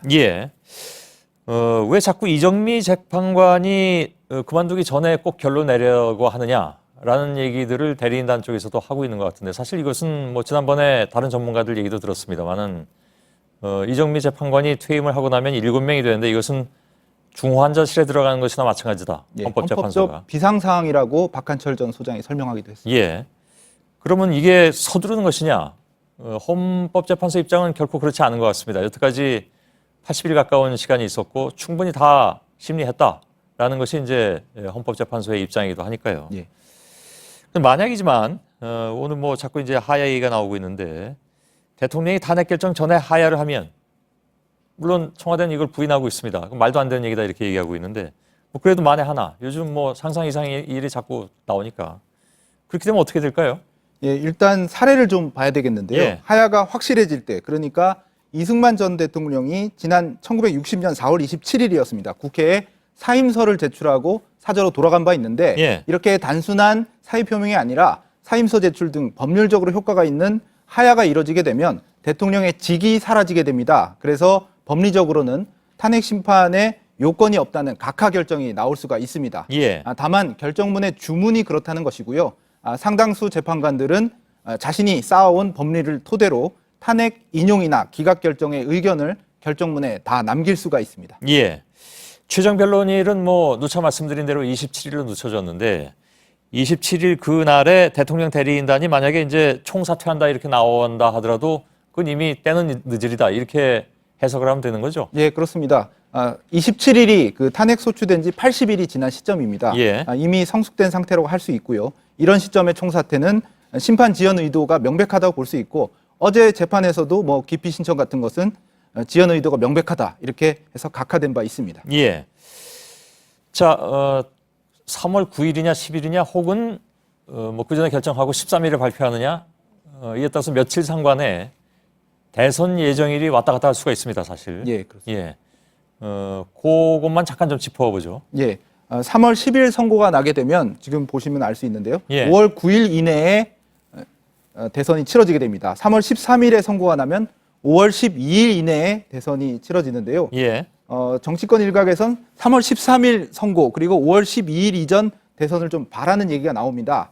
3월 9일이나 10일보다 대선을 좀 정할 수 있는 폭이 넓어지기 때문인데요. 예. 다만 헌법재판관의 입장에서만 본다면 대선 날짜, 선고일의 고려 변수가 되기 어렵습니다. 그리고 이 권한대행 퇴임 당일날보다는 3월 10일, 그러니까 퇴임 전주 주말을 선고일로 정할 가능성이 여전히 큽니다. 알겠습니다.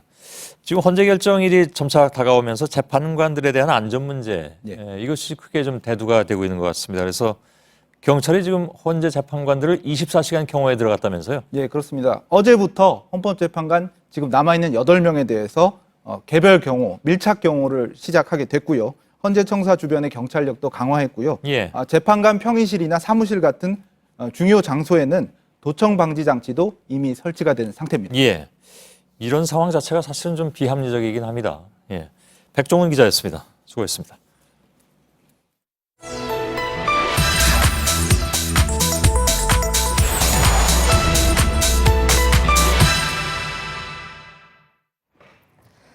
네, 헌법재판소가 대통령 탄핵을 결정하면 조기 대선이 치러집니다. 대선일은 보통 법정 공휴일이고 투표 시간은 저녁 6시까지로 되어 있습니다. 법으로 말이죠. 그런데 탄핵으로 인한 대선은 보궐선거입니다. 보궐선거는 8시까지입니다. 이것도 법에 나와 있습니다. 그러면 대선이자 보궐선거인 조기 대선은 투표 마감 시간이 6시일까요? 8시일까요? 팩트체크해서 확인해봤습니다. 오대영 기자. 네. 어느 법을 따라야 하는 겁니까? 네, 조기 대선은 정확히 표현하면 대통령 권리로 인한 선거입니다. 네. 선거법에서 이걸 보궐선거 등으로 표시하고 있습니다. 네. 그리고 보궐선거 규정을 따라야 됩니다. 일반 선거는 오전 6시부터 오후 6시까지 하게 돼 있는데요. 보궐선거는 평일에 치러지게 되고 참여도를 높이기 위해서 투표 시간이 2시간이 저렇게 더 깁니다. 네. 8시까지죠. 따라서 조기 대선도 8시까지 투표를 할 수가 있습니다. 네, 그러니까요. 그러니까 이 내용은 어제 사실 비하인드 뉴스에서도 다뤘었는데 그렇죠? 이제부터가 이제 정말 궁금한 건데 대선일은 공휴일 아닙니까? 일반적인 대선일은 공휴일이 맞습니다. 네. 우리나라 공휴일을 이렇게 법으로 정해놨습니다. 일요일 쉬죠. 4대 국경일. 1월 1일 음력설 등등인데 10의 2를 한번 볼까요? 선거법에 따른 선거일, 그러니까 대선, 총선, 지방선거 이거 다 법정 공휴일이라고 부릅니다. 네. 2012년 대선일도 수요일이었지만 이에 따라서 공휴일이었죠. 네, 그러니까 근데 공휴일인데 평일에 치르는 보궐선거 규정을 따라야 한다는 게 좀 모순으로 보이잖아요. 네, 그런데요. 저 아래 조건이 하나 붙습니다. 임기 만료에 의한 선거일. 네.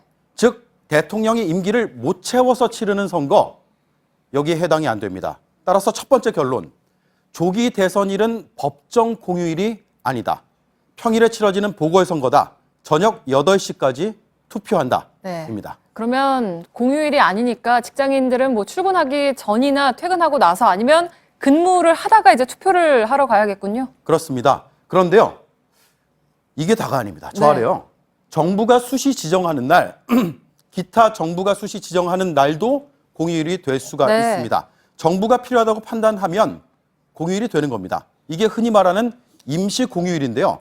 조기 대선이 법정 공휴일은 아니지만 임시 공휴일이 될 여지가 있습니다. 네, 임시 공휴일이라면 박근혜 정부 들어서는 2차례 정도 있었던 걸로 기억을 네. 하는데 2015년 8월에도 한 번 있었고 지난해 어린이날 다음 날 뭐 소비 진작을 위해서 이제 임시 공휴일로 지정을 하기도 했잖아요. 그랬죠. 그런 개념이라는 거죠? 그렇습니다. 그래서 제가 지금까지 말씀드린 건 확정된 사실이고요. 네. 그러면 조기 대선일을 임시 공휴일로 지정을 할 것이냐 이게 남은 쟁점이거든요. 네. 관계 기관은 긍정적인 입장입니다. 지난달이죠. 9일 국회에서 나온 발언 들어보시죠. 그 전에도 전국 단위 선거는 늘 임시 공휴일로 지정을 했었습니다. 그러면 이번에도 임시 공휴일로 지정하실 겁니까? 예, 그래야 될 걸로 생각하고 있습니다. 선관위에서도 그 부분들에 대해서는 좀 관심을 갖고 계신 거죠? 네, 그렇습니다. 참정권의 실질적 보장을 위해서는 공휴일로 지정이 돼야 된다고. 네.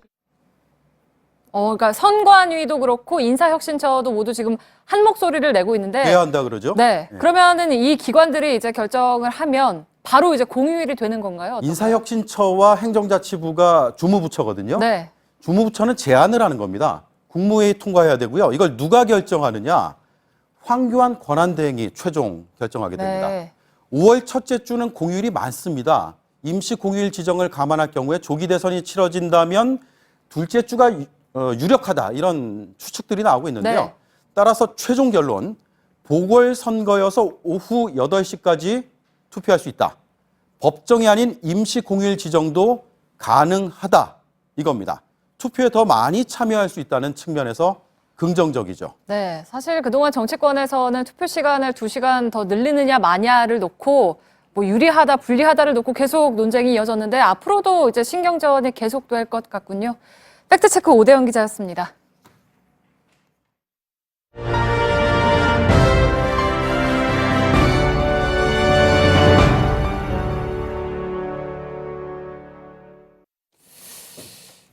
예, 대선 예비주자 인터뷰 오늘 네 번째로 만나볼 주자는 이재명 성남시장입니다. 그리고 참고로 다음은 문재인 전 대표로 월요일에 나올 예정입니다. 이재명 시장은 탄핵 정국 초반 광장에 모인 시민들의 속을 시원하게 긁어주는 이른바 사이다 발언으로 많이 주목을 받았죠. 근데 요즘은 조금 말의 강도가 약해졌다 이런 얘기도 들리고 있습니다. 너무 뭐랄까요, 그 강한 발언이 약이 되기도 하지만 독이 되기도 한다 이런 판단을 하신 것 같은데 아무튼 오늘 어떤 말씀을 하실지도 궁금해지기도 합니다. 미리 말씀드리자면 오늘 인터뷰가 끝난 뒤에 페이스북 라이브로 진행되는 저희들의 소셜 라이브 시간에 이재명 시장을 마크하고 있는 저희 기자들이 소셜 라이브로 또 제가 못다한 질문을 마저 드릴 예정입니다. 많이 좀 시청을 해주셨으면 좋겠습니다. 신년 토론 때 만나고 거의 2달 다 돼서 지금 됐습니다. 그때는 전원책 변호사하고 설전을 좀 벌이셔서 뭐 화제가 되기도 했습니다. 제가 도움이 많이 됐습니다. 왜 도움이 됐습니까? 정치인들은 어떤 이유로든 가급적이면 이제 언론에 많이 노출되는 게 좋은데 우리 전 변호사께서 저를 많이 도와주셔가지고 제가 며칠 동안 언론 회자가 됐습니다. 설전에서 뵈니까 그때도 그렇게 사이는 안 좋으신 것 같더군요. 저는 좋은데 그분이 별로. 그런가요? 예. 제가 보니까요. 여기 들어오시기 전에 페이스북인가요? 아니면 네. 거기에 그 지지자들로부터 네. 제가 무슨 질문을 할지 예상 질문을 받으셨던데. 맞습니다. 많이 나왔습니다. 그런가요? 네. 알겠습니다. 그러면 그 받으신 질문 가운데 꼭 답변하고 싶은 질문이 있었다면 저한테 주시죠. 제가 질문해 드리겠습니다. 포퓰리즘 질문할 거다 이런 얘기 했었습니다. 포퓰리즘이요? 네. 저는 그걸 질문할 생각은 없었는데. 그렇습니까? 뭐 아무튼 네, 알겠습니다. 참고해 주십시오. 예. 그 바로 답변해 주시죠, 뭐. 저한테 이제 표를 얻기 위해서 이제 예. 복지 정책을 지나치게 많이 하고 예를 들면 국민들한테 현금을 지급하려고 하는 게 결국은 표를 얻기 위한 포퓰리즘이다. 그 시정을 하실 때도 마찬가지로 그런 비난을 많이 받으셨습니다. 그렇습니다. 예. 그런데 저는 국민의 복지를 확대하는 것은 헌법 34조에 정한 국가의 의무고 예. 또 국민의 권리다. 공짜가 아니죠. 그리고 특히 국가가 예를 들면 국민이 낸 세금으로 안전보장, 질서유지 이런 데 필요한 데 먼저 쓰되 예. 적게 쓰고 어차피 쓰는 돈으로 국민의 삶을 개선할 수 있다면 그게 바람직한 거죠. 그건 뭐 늘 그건 정답일 수밖에 없는 네. 것이긴 하나 그에 따른 질문은 또 뭐 네. 물론 예상을 하고 계시겠죠. 네. 재원 문제인데 네. 성남시에서 하시던 그런 규모하고 전국으로 갔을 때 상황은 좀 달라지지 않겠느냐. 그럼 뭐 그러면 그렇게 복지에 쓸 돈을 주로 국방비라든가 이런 쪽에서 조금 더 줄일 수 있다는 말씀이신가요? 필수 비용 영역은 좀 줄이기가 어렵고 예. 이제 현재 정부 400조 예산 중에 예. 소위 완전 자유재량 지출이 가능한 거 그게 지금 142조 정도로 계산돼 있습니다. 예. 그 중에서 이제 일부를 용도를 좀 전환하면 가능하죠. 예. 예를 들면 저희가 28조 원을 뭐 청년, 노인, 장애인, 농어민 등에게 취약계층이니까 연 예. 100만 원의 기본소득을 지급하되 이거를 해당 지역에서만 쓸 수 있는 상품권을 지급하면 예. 자영업자도 살고 경제도 살겠죠. 알겠습니다. 근데 이 28조는 매년 증가하는 국가 예산 한 15, 16조에다가 기존 예산이 한 3, 4% 정도면 충분히 마련할 수가 있습니다. 예. 그 부분은 나중에 정책 토론할 때 좀 더 검증을 해보도록 네. 하겠습니다. 제일 하시고 싶은 말씀을 질문으로 가져오셔가지고 아무튼 하셨습니다. 기회를 주셔서 감사합니다. 최근에 지지도 추이를 보니까요. 네. 일부 조사에서는 오늘 나온 다른 조사에서는 좀 오르셨던데 네. 그 전에 나온 조사에서는 5% 정도를 기록한 네. 조사 결과도 있었습니다. 혹시 아시는지 모르겠는데 저희들의 그 네. 주자 선정의 기준은 인터뷰 주자 선정의 기준은 전국 단위 여론조사 공신력 있는 조사에서 대략 5% 이상 네. 그리고 각 당의 뭐 제일 선두주자 그게 네. 아니라면 이렇게 하는데 하마터면 못 모실 뻔했습니다. 좀 가슴을 쓰려야 되겠군요. 예. 근데 이번이 마지막은 아니겠죠? 뭐 다시 올라갈 거라고 믿습니다. 어떤 근거로요? 지금까지는 뭐 국민들이 선택을 하실 때 이제 과거를 청산하는 것 때문에 함께했던 저에 대한 지지가 좀 높았던 예, 것 같습니다. 그런데 이제는 이제 미래를 준비해야 될 때가 됐으니까 예. 비전과 정책의 실현 가능성 뭐 이런 것들을 좀 보고 국가 지도자로서 합당하냐를 보게 될 텐데 예. 아직은 저희는 이제 그런 쪽에 증명을 할 기회를 얻지 못했죠. 그게 좀 딜레마 아닐까요? 그래서 특히 이제 그 광장의 촛불이 크게 일어난 이후에 이 시장께서 거기에 부응하는 측면이 많이 있었고. 그렇습니다. 이른바 이제 뭐 아까도 말씀드렸습니다만 이제 사이다 발언 네. 등등으로 해서 올라가긴 했는데 여전히 그 어떤 인식이 있는가를 이렇게 살펴보면 네. 시원하긴 한데 대통령은 안 될 것 같다. 네. 이런 얘기들이 한간에서는 좀 나오는 네. 게 사실입니다. 다 알고 계시겠습니다만. 그래서 딜레마가 아닐까. 그러니까 계속 톡 쏴야 되는 것이냐 아니면 그거를 정책으로 전환했을 때 과연 거기에 사람들이 그래 하고 바로 같이 옮겨가 줄 것이냐 하는 문제가 남는데. 저는 이제 미래에 관한 문제가 이제 주요 이제 아젠다가 될 텐데 많은 이제 대통령 후보들이 똑같은 정책들을 낼 겁니다. 좋은 얘기는 다 하겠죠. 예. 그러나 그 중에서도 과연 약속을 지킬 수 있느냐는 그가 살아온 과거에서 이제 추론할 수밖에 없을 테고 예. 결국은 제가 성남시의 작은 운영을 하면서 나름의 성과를 내고 또 예를 들면 정부와 싸워가면서까지 공약을 지켜내고 예. 또 복지를 확대하고 대규모 빚을 청산하고 하는 이 성과들을 국민들이 일부가 아시면서 저를 그것 때문에 지금의 이 상황을 불러주신 겁니다. 거기서 차별화가 되시려면 다른 사람들은 그렇지 못하다라는 것을 증명하셔야 되는데 뭐 예를 들어서 안희정 지사나 이런 분들도 다 지금 지방자치단체를 맡고 있지 네. 않습니까? 나름 거기서 또 성과를 내고 있고. 네, 그렇습니다. 예. 객관적인 수치들이 중요하겠죠. 예를 들면 공약 이행률도 공인기관들에서 평가한 것들이 좀 있고 예를 들면 저는 압도적으로 높은데 거기다가 예를 들면 정치인들은 일종의 담보나 보증이 없는 빚쟁이 같은 겁니다. 약속은 하는데 보증이 없지 않습니까? 그렇죠. 결국은 이제 신뢰라고 하는 걸 먹고 사는데 그건 결국 일관성에서 오죠. 원칙과 가치를 뚜렷하게 지키고 때와 장소, 상황에 따라서 자기 입장을 바꾸지 않는 이 뚜렷한 원칙에서 올 텐데 저는 그런 점에서는 우리 국민들께서 저를 예를 들면 세력이나 또 유산 이런 것들을 다 제외하고 개인들을 냉정하게 평가해 보면 저에 대한 기대가 다시 살아날 거다라고 믿고 있습니다. 그 면에서 문재인 전 대표보다 비교 우위라는 점은 뭘로 증명을 하시겠습니까? 저는 뭐 제일 크게 본다면 역시 어쨌든 공직을 지내신 분이시니까 이제 약속을 하고 공직을 지내셨는데 저는 첫 번째 차이는 역시 공약 이행률일 것 같고 두 번째로는 우리 사회 가장 문제의 근원이라고 할 수 있는 공약 이행률은 바로 비교가 안 되는 거 아니겠습니까? 아닙니다. 그건 매니페스토 본부가 공식적으로 다 통계를 내고 있습니다. 아니 그러니까 그분이 무슨 뭐 그 정권을 담당한 적이 없기 때문에. 국회의원 하시잖아요. 아 국회의원 시절에. 그것도 4년을 하셨으니까요. 뭐 그런 것들이 비교될 테고 또 한 가지는 우리 사회에 예를 들면 제일 심각한 문제는 정경유착과 경제 권력들 소위 뭐 재벌로 불려지는 경제 기득권자들의 횡포인데 그걸 얼마나 적절히 통제할 의지와 능력이 있느냐, 용기가 있느냐일 텐데요. 그 점에서는 저는 확연하게 비교될 거라고 봅니다. 그건 뭐 유권자들이 판단을 하겠죠. 뭐 법인세 증세에 관한 문제라든지 재벌들의 법정 부담금에 대한 뭐 감면 문제라든지 또 예를 들면 범죄 수익 환수에 대한 태도라든지 또는 뭐 재벌 관련자들에 대한 뭐 형사처벌의 문제라든지에 대한 태도 이런 것들이 객관적으로 많이 비교될 겁니다. 알겠습니다. 그렇게 말씀하셨으니까 그러면 이 질문으로 넘어가겠습니다. 현안이기도 합니다. 좀 아까도 보도를 해드렸는데 대통령 하야설이 지금 청와대에서 뭐 근거 없다고 얘기하고 있는데 여권에서 계속 나오고 있습니다. 근데 이 문제는 좀 민감한 문제로 연결이 됩니다.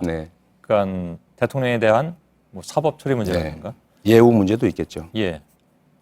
예우 문제 뭐 간단한 거고요. 어떤 생각을 가지고 계십니까?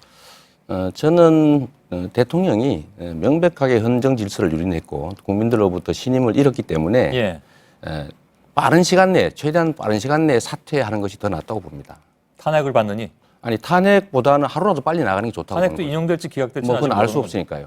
그래서 국민들은 퇴진을 위해서 싸웠죠. 그래서 하루라도 빨리 대통령이 지금 물러나는 게 좋다고 보고 다만 자진 사퇴라고 하는 것을 자신의 책임을 면하는 하나의 거래 수단으로 조건화하지 않으면 좋겠다.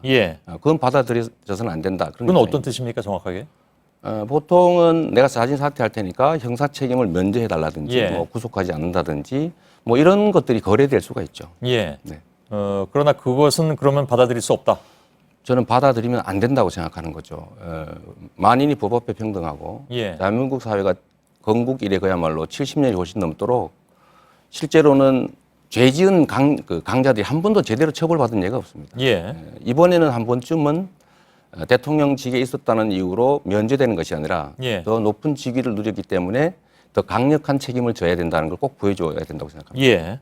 그러면 탄핵 뭐 기각될지 인용될지 모르겠으나 그 결론을 보기 전에 자진 하야하는 것이 맞다. 하루라도 빨리. 국민들의 원래 요구는 퇴진이었죠. 다만 그 퇴진이 자의로 잘 안 되니까 탄핵을 하라고 우회했던 거죠. 그건 맞습니다. 근데 물론 그게 이제 모든 국민의 뜻이냐 그건 아닐 수도 있습니다. 아시는 것처럼. 물론 그렇습니다. 그러면서 동시에 사법 처리도 돼야 된다 이런 입장이신 것 같은데 현실론을 얘기하는 사람들 중엔 이런 얘기를 하는 사람들도 있습니다. 그러니까 실제로 박근혜 대통령이 사법 처리되는 모습을 보일 때 그것이 과연 뭐 대선에 나서고 있는 야권의 주자들한테 유리하겠느냐. 이건 뭐 꼭 정치공학적으로 접근할 문제는 아닐 수도 있겠습니다만은 저는 구속되는 현장을 국민들이 보게 되면 아마 야권에는 매우 불리해질 겁니다. 보수가 대단결하게 된 계기가 될 가능성이 높습니다. 그러나 그건 정치적 이해득실에 가는 것이고 중요한 거는 죄 지은 자는 처벌받는다. 나쁜 짓을 하면 혼난다라고 하는 아주 기초적 상식을 우리가 한 번은 꼭 정립을 해야 됩니다. 그런데 그런 정치적 이익 때문에 그 대원칙을 버린 것 그런 것들이 이 나라를 사실 이렇게 혼란과 위기로 몰아왔기 때문에 조금 손해 보더라도 예. 약간 위험하더라도 원칙으로 돌아가는 게 중요하다 그렇게 생각합니다. 예.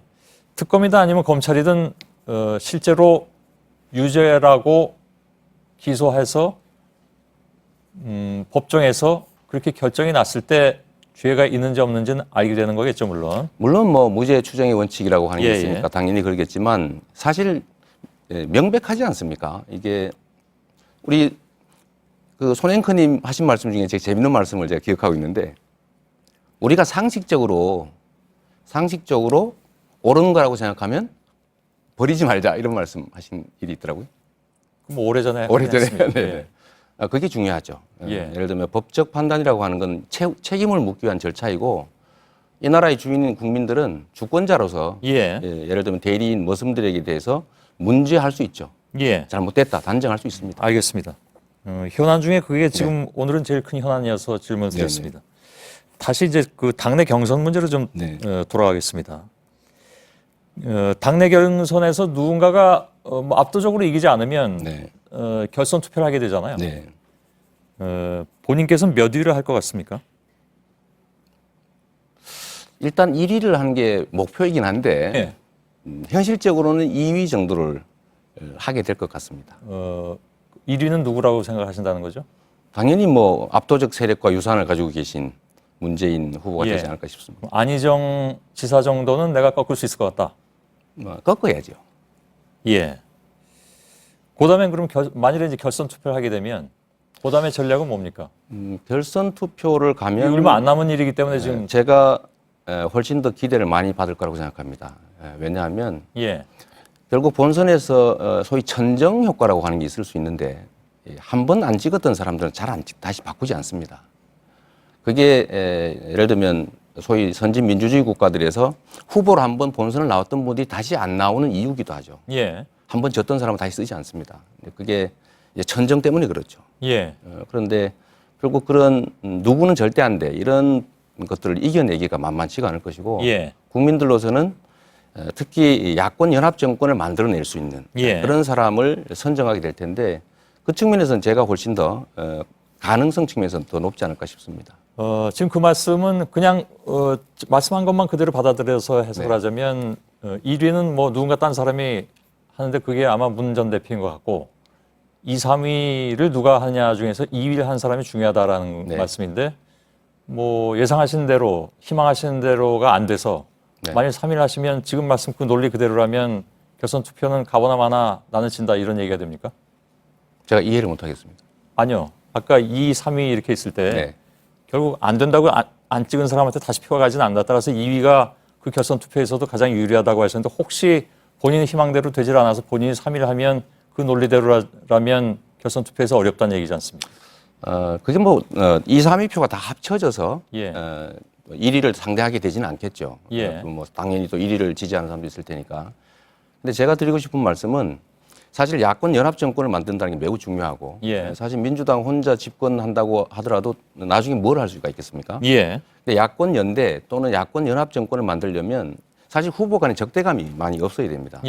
그런데 그런 측면에서 보면 뭐 국민의당 또는 뭐 정의당 등과 야권 연합 정권을 만들 수 있으려면 상당히 예를 들면 양보할 수 있어야 되고 서로 신뢰할 수 있어야 되고 뭐 역할 분담이 가능해야 될 텐데 이때까지의 분당 과정이나 또 이 정치적 관계들을 보면 과연 어떤 후보는 후보 단일화 또는 후보 연대 가능할 거라고 보지만 누구는 안 될 것 같은 그런 것들을 국민들이 경선 과정에 투영할 거라고 보는 그러겠죠. 거죠. 그러나 그것이 이제 누구한테 유리한가 하는 것은 누구나 다 자기 논의 물대기식으로 생각하는 건 뭐 틀림이 없으니까요. 그거야 뭐 당연하지 않겠습니까? 알겠습니다. 일부러 선택받기 위해서 포지션을 옮길 생각은 전혀 없다라고 말씀하신 바가 있습니다. 포지션이 어디십니까? 그러니까 지난번에 말씀하신 건 제가 조금 헷갈린 것 중에 하나는 이건 무슨 뭐 꼭 진영 논리로 진보 보수 따질 일은 아니지만 나는 보수다라고 말씀하신 적이 있어서 보수에 계신 분들은 인정은 안 할 것 같습니다. 그렇습니다. 이게 대한민국은 소위 진보와 보수가 한 칸씩 왼쪽으로 가 있죠. 비정상적인 불법적인 좀 구태 세력들이 보수의 이름을 참칭하고 있는 측면이 있습니다. 그리고 실제로는 보수 또는 중도라고 불리는 쪽이 실제로는 이제 현실에서는 예. 진보라고 분류되고 있는 거죠. 내놓으신 정책은 사실은 따지고 보면 우리나라 기준으로 보면 진보적 정책들이 많죠. 예. 그래서 저는 그게 진보로 분류되는 것 자체가 매우 서글프다는 겁니다.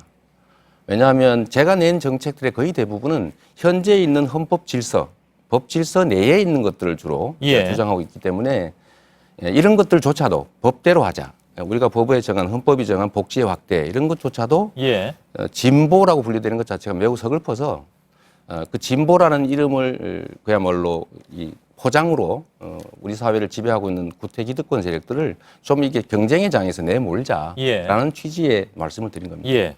그 말씀 중에 죄송합니다만 속보가 한 가지 들어와 있는데 저 자막을 다시 한번 띄워주길 바랍니다. 백령도에서 리히터 규모 3.1의 지진이 일어났다라는 속보가 들어와 있는데 혹시 피해 상황이 있으면 우리 취재부서에서 좀 알려주길 바라겠습니다. 3.1 정도면 피해 상황은 없을 것 같긴 한데 아무튼 속보로 좀 전해드리고 있습니다. 한 가지만 더 질문드리겠습니다. 시간이 다 돼가지고요. 예. 선의와 분노 논란이 있었습니다. 근데 이재명 시장의 경우에는 선의보다는 분노 쪽에 가까운 분 같습니다. 저는 왜 세상에 선의와 분노밖에 없는지 잘 모르겠어요. 그러니까 저는 상식에 가까운. 물론 그렇죠. 그러니까 근데 논란이 되고 있는 부분만 이렇게 둘 중에 꼭 골라야 됩니다. 아니요. 그럴 필요는 없는데 돌출시켜서 이렇게 보면 논쟁이 되고 있는 것이 그 두 가지 단어로 집약이 되기 때문에 그 점은 맞습니다. 예를 들면 과거에 이 잘못된 구질서를 청산하고자 하는 촛불의 열망들이 사실 분노지요. 그 분노는 그게 해결되고 나면 새로운 질서에 대한 열망으로 바뀔 겁니다. 그 측면에서는 소위 이제 선의라고 하는 것보다는 분노에 가깝겠죠. 근데 하필이면 선의를 부패 기득권자들의 선의를 왜 따지는지 잘 모르겠고 저는 그것보다는 우리 국민들의 선의, 주권자들의 선의를 먼저 봐야 되는 거 아니냐 그런 생각이 듭니다. 알겠습니다. 안희정 지사가 들으면 조금 또 입장 곤란한 말씀을 그럴 수도 있습니다. 것 같습니다. 알겠습니다. 여기까지만 좀 진행하고 나중에 늘 누차 말씀드립니다만은 정책 토론이 있다면 다시 좀 모시도록 하겠습니다. 가급적이면 우리 손앵커님께서 주재하는 민주당 내 경선 토론을 좀 해주시면 어떨까 하는 생각이 듭니다. 그 각 방송사에서 아마 준비를 하고 있을 텐데요. 저희들이 물론 하고 싶죠. 민주당뿐만이 아니라 다른 당도 마찬가지고. 그렇게 한다면 뭐 당내에서 말씀해 주시면 저희들도 또 도움이 될 수 있을 것 같습니다. 저희도 이제 노력은 하고 있는데 이 상품이라고 하는 거를 어떤 사람은 쇼윈도 좋은 자리 앞자리에다가 이렇게 예쁘게 해서 놔두고 어떤 상품은 저기 창고에다 넣어놓은 다음에 그야말로 그 찌라시 있지 않습니까? 그런 데다 해서 이렇게 지금 홍보를 하는 수준이라 그 찌라시 속에 들어있는 저 같은 경우는 상당히 좀 억울하죠. 알겠습니다. 토론 같은 걸로 실제 현품을 보고 국민들이 선택할 수 있게 해주는 것이 전 정치인들 또 정당인의 도리라고 생각합니다. 마치겠습니다. 네, 감사합니다. 고맙습니다. JTBC의 최순실 국정개입 사건 보도가 제48회 한국기자상 대상을 받았습니다. 한국기자협회는 JTBC가 태블릿 PC를 입수해서 최순실 씨의 국정농단 사실에 결정적인 증거를 제시하는 등 권력 감시에 충실했다는 수상 이유를 밝혔습니다. JTBC가 한국기자상 대상을 받은 건 2015년 세월호 참사 연속 보도에 이어 두 번째입니다. 뉴스룸 여기서 모두 마치겠습니다. 여러분 저희들은 내일도 최선을 다하겠습니다. 고맙습니다.